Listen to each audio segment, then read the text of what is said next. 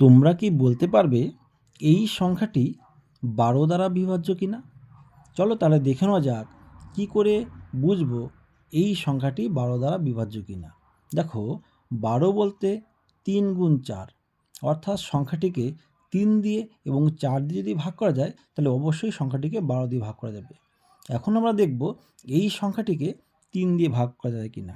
3 দিয়ে ভাগ করার নিয়ম হচ্ছে প্রত্যেকটি অঙ্ককে যোগ করতে হবে। দেখো 2 আর 3 যোগ করলে 5, 5 আর 4 9, 9 9 যোগ করলে 18। এই 18কে যেহেতু 3 দিয়ে ভাগ করা যায়, সুতরাং এই সংখ্যাটিকেও 3 দিয়ে ভাগ করা যাবে। এবার আমরা দেখব সংখ্যাটি 4 দ্বারা বিভাজ্য কিনা। 4 দিয়ে ভাগ করার নিয়ম হচ্ছে সংখ্যাটির শেষের দুটো সংখ্যাকে যদি 4 দিয়ে ভাগ করা যায় তাহলে অবশ্যই সংখ্যাটিকে 4 দ্বারা ভাগ করা যাবে। দেখো শেষে আছে 32, 32কে 4 দিয়ে ভাগ করা যায়, সুতরাং এই সংখ্যাটিকেও 4 দিয়ে ভাগ করা যাবে।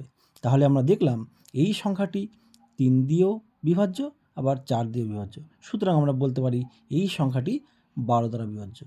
তোমরা কি বলতে পারবে এই সংখ্যাটি 12 দ্বারা বিভাজ্য কিনা? পারলে কমেন্ট করে জানাও।